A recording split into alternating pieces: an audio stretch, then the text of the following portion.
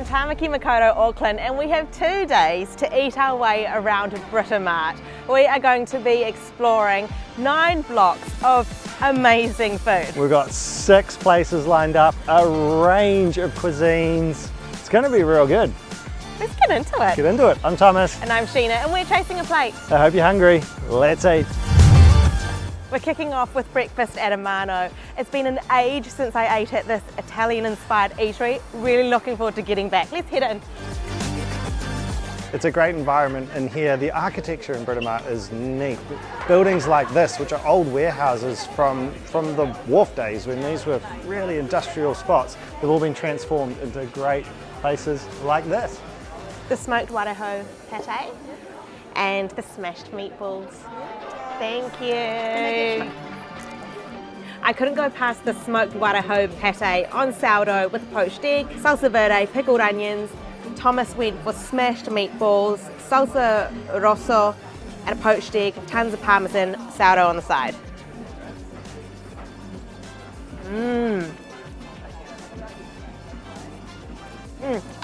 It's everything I hoped it would be. Whenever there's smoked fish on a menu, a breakfast menu, I can never go past it. This certainly delivers. Smoky, creamy pate, perfect poached egg, and then you've got the tang from the salsa verde and the onions. It's really good.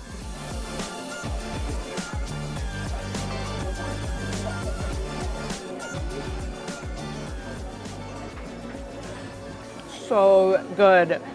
Really light, fluffy meatballs, packed with flavour. It's spicy, it's got a bit of a chili kick. It's really rich. Oh, that is delicious. I love it too when you look at a breakfast menu and there is a bunch of things you want to eat, making it hard to choose because there's so many things you want to have. What a way to kick off 2 days of eating down here in Britomart. Thank you so much. See you next time.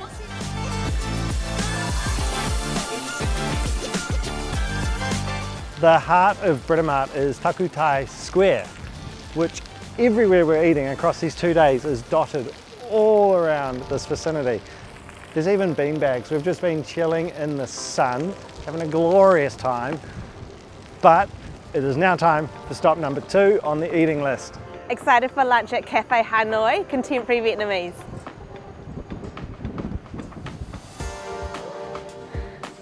Kia ora. I'm with Nathan Hopapa, the executive chef of Cafe Hanoi. Thank you for having us. Thanks for coming. Very excited to eat your food. And I asked him to choose 3 heavy hitters from the menu for us to eat today. So what do we have coming? So the first is just the humble rice paper roll. So I'm going to give you our vegan version, which is some fried tofu and then some rice noodles that have been soaked in beetroot, just for a nice red colour and a bit of flavour, and then some pickles and a vegan nuoc tam that we make. We make our own vegan fish sauce here using mushrooms and various other umami things. And then next up we have a dry pho, so a Pho Ga. We've kind of got a summer version, no broth, a little bit of sauce, like quite a spicy sauce, so it's like everything you get in a pho but with fried chicken. And then the last dish is our new fish dish, which we've just put on the menu. It's like a turmeric snapper dish, which is kind of a play on a very traditional Vietnamese dish called char kar, which is like a turmeric and galangal kind of marinated fish with some rice noodles and things. But I've modernised it somewhat with kind of the same flavours of char kar, but in a more modern format, with a little bit of rice and a side of cabbage salad. Yum, yum. That's what we have for you today. Oh, I'm excited. Let's eat. Perfect, thank you. The table is so colourful and vibrant. I just want to dive face first into this food. And we also really like the sound of the cocktail, so we've got 2 of those as well. Tofu rice paper roll. How colourful does that look? It's a rainbow. Beetroot infused noodles, pickled carrots, tofu, herbs. It is fresh, it is light, it is flavoursome. Rice noodles, herbs, peanuts, chilli, bean sprouts, that fried chicken. It's so far from a pho because it's sans broth. It's really tangy, the noodles are warm, the fresh flavours of the herbs and the bean sprouts, and the fried chicken is just quite lightly spiced, tender, crispy skin. The fragrance from the dill is very strong. It is enticing. The creaminess from the coconut milk is just all wafting up.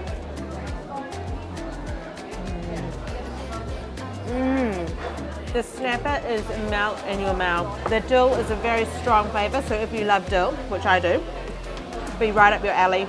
The coconut milk is creamy, it just works beautifully with the rice.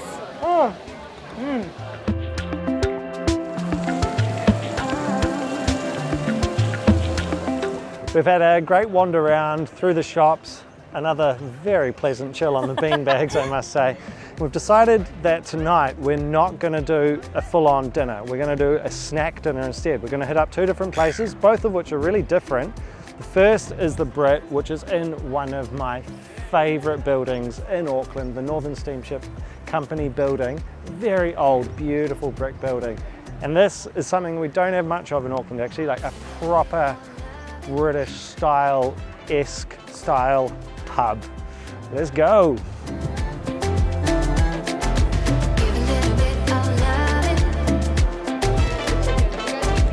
No, we're good, thank you. This is a very agreeable place to sit. It's pretty chill in here. We're here mid-afternoon, so it's got a very chilled summer afternoon feeling to it. It is super agreeable because there is a plethora of fried food on our table. Fried chicken, fried calamari, chips, great beers. It's just a really nice place to sit.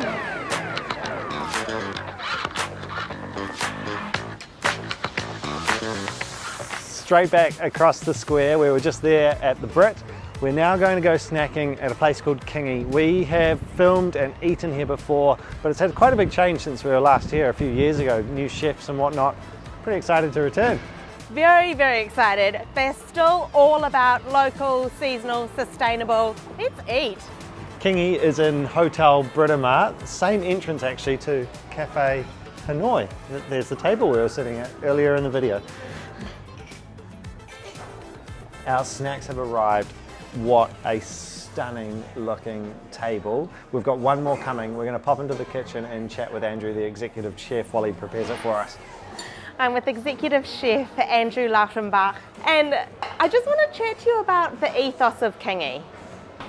Yep. Let's talk about it. Yep. Sustainable, fresh, supporting independence. Yep. I think, definitely supporting suppliers who aren't really well known.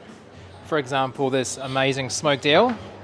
I think, we haven't changed the ethos much, but it's all about more sustainability from the suppliers themselves, actually making them more accountable. That's what we want to do. So at the end of the day, we're here for the customer. It's all about quality over quantity here. But I think, and my philosophy is KISS, keep it simple, stupid. Love. Honestly. Love it. What have we got here? So this is something I'm trialing. Thought you guys would try. It's smoked eel from Coromandel. It could be from anywhere, but definitely Coromandel smoked eel is amazing, and they actually smoke it for us. Smoked eel when I was a kid, like I'm from the Waikato, so smoked eel is something that I used to fish for eel when I was a kid. How good does that eel dish look? Back to the table, let's talk you through everything else that also looks incredible. What a table. It smells delicious and it looks so visually stunning. We have oysters dressed with umeboshi pickled plum, chili oil and finger lime, wild wapiti nigiri, taramasalata, a bit of lavash on the side, a stunning salmon belly dish with pops of cod roe sprinkled over the top, salmon roe, sorry, and then this beautiful eel dish that Andrew just plated. Holy moly, I love eel. That eel still has a bit of bite. I'm so used to it being just melt in your mouth, but it having a bit of bite is not bad in any sense. It's got texture, It's got a beautiful smoky flavour. The horseradish just lifts it. Kingi is all about supporting local independent fishers. And on the back of the menu here, you can see exactly where your seafood comes from and who has caught it. The name of the boat, the name of the fishers. I love that. I've got to dive into one of these oysters. Finger lime, umeboshi, chili oil.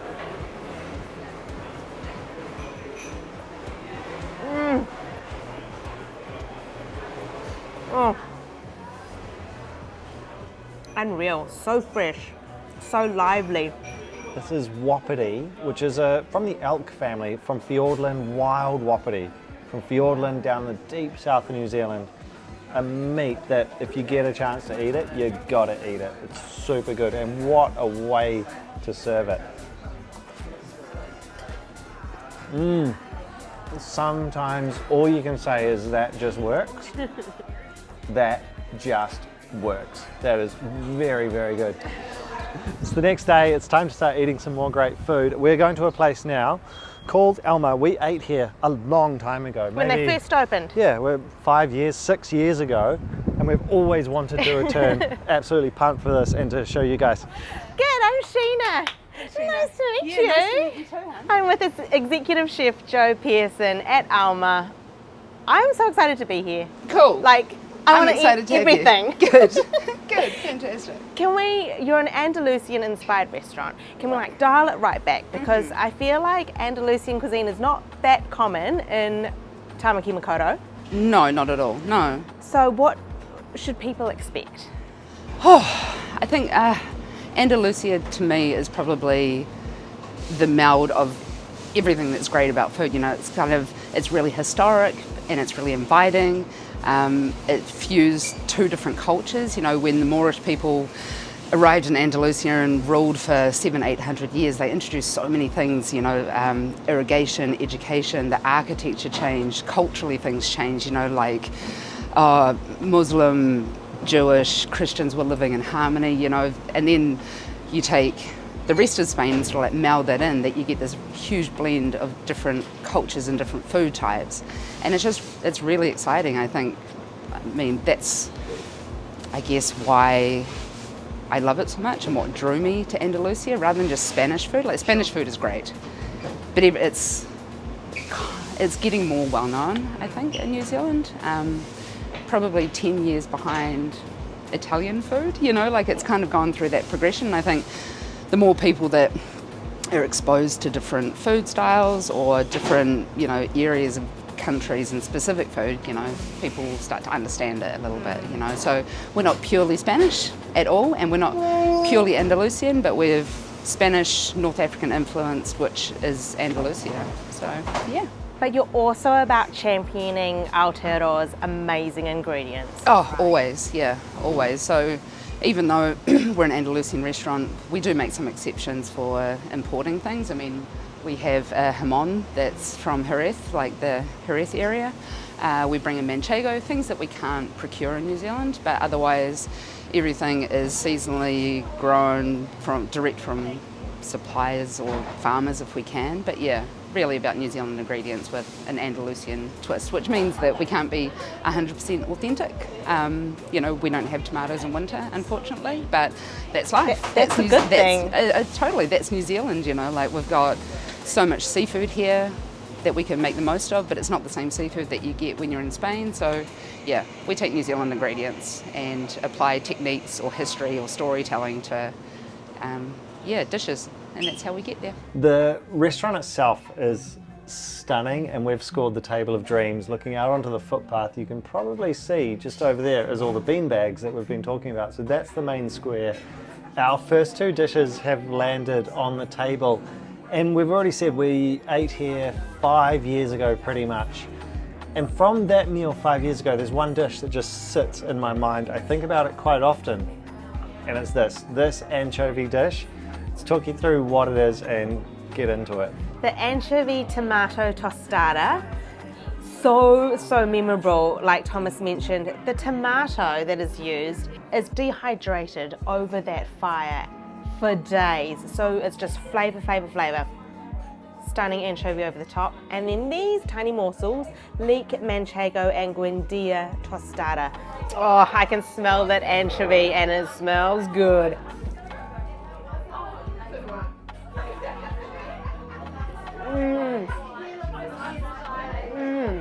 The tomato is outstanding. It is so vibrant in your mouth. And then the anchovy is just utterly delicious. Spain, renowned for its tinned fish. Oh, I'm so happy right now. Art on a plate, it's just gorgeous. We've got the empanada, queso fresco, fresh cheese, honey, rosemary. Looks crispy and golden. This is the beef tongue with olive and preserved lemon. And then an asparagus dish with onion powder, piccata, and an egg yolk. It's not common to find beef tongue on a menu. This one's cooked over charcoal.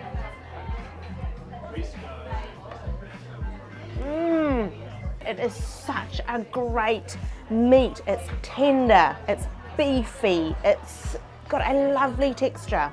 The preserved lemon is tangy, the olives are great. Oh, that's a winner. Now the asparagus dish. Wow, wait. So fresh. Oh yeah. Still got so much bite. It's crunchy and it's delicious. Oh, that just freshens things up on the table. What a meal. What a meal.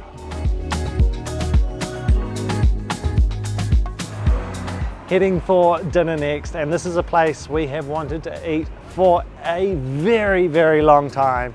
Mr. Morris, modern Pacific and New Zealand cuisine by Chef Michael Meredith. Hi, we're at Mr. Morris. I'm with executive chef and owner Michael Meredith. Thanks so much for having us. Oh, it's a pleasure. Thank you. Huge fan. Thank you. Excited to eat here. We've never eaten here before. Tell us about the ethos of Mr. Morris. Well, I guess Mr. Morris has been here coming up now 6 years actually. And the ethos for us is always about the produce, right? You know, it's always been about showcasing New Zealand produce and what we obviously grow and produce. And it's always been a thing for us, and obviously cooking 80% of the menu on the fire, it's always been a highlight for us. And I guess now, you know, that seems to be the way people are cooking a lot more now, with the raw fire, the wood flavor. And so that's something that's probably popped up for the last 6-7 years, and it's nice to sort of highlight that, you know, because obviously it's kind of natural for us to be cooking outside, and then obviously this time of the year it's perfect timing. So yeah, and always been, you know, highlighting what New Zealand produces. And obviously that relationship to fire, it's always been a thing for us, so it's nice to see a lot more of that coming, you know, like obviously growing up and cooking, my heritage being brought up in Samoa, you know, you're always cooking with fire and wood, the flavour of that, so it's nice to part that into the story of what New Zealand's food is. So We ate a couple of times at Meredith's, your former restaurant. yes, a long time ago. That was a while ago. And that was fine dining. Yeah. More technical? Like, is what you're doing here different? Slightly different. I mean, for me, I guess, you know, I've been in the industry a long time, and you grow as a cook and you grow as a person. And obviously, for me, the concept there, you know, I was in my late 20s, early 30s, and I guess, you know, when you're a younger cook, you seem to push for innovation in the sense of technique, how things look and perform.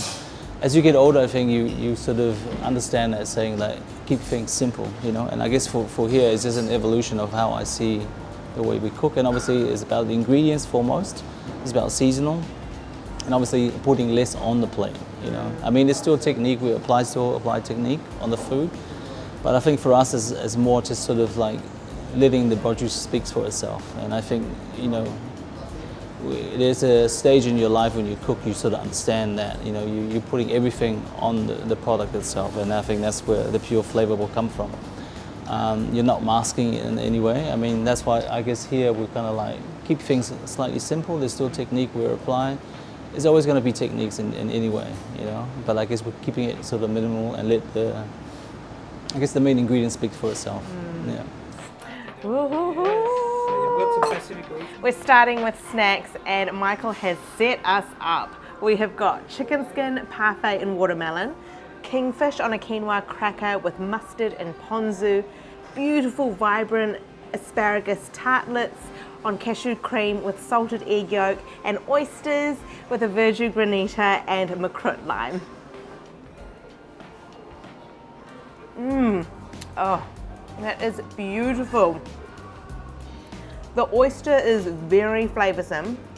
You get a really great tangy, fizzy hit from that verjus, and then that makrut lime dust is just the icing on the cake. That is one heck of a mouthful.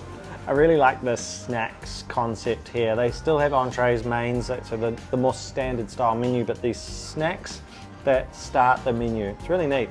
And wow, look at this chicken skin. It is so golden. It's essentially a cracker of chicken skin loaded with parfait, and that watermelon on top. What a great touch.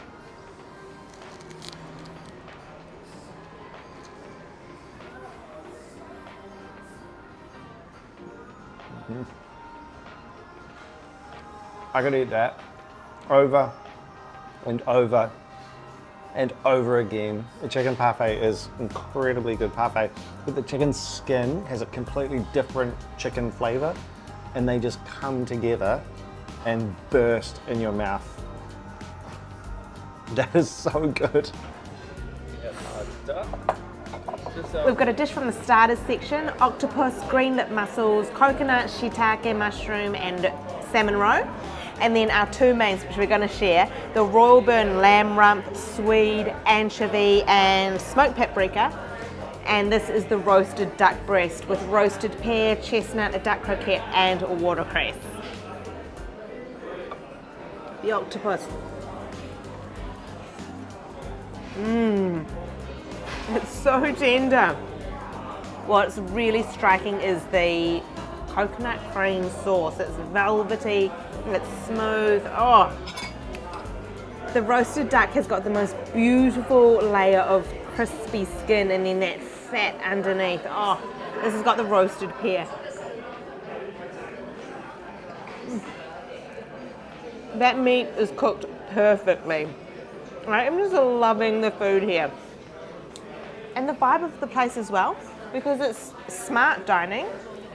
The food is elevated, it's stunning. But then you've got this really unpretentious setting. They've got really like chilled out pop music on. It's lively, it's just relaxed.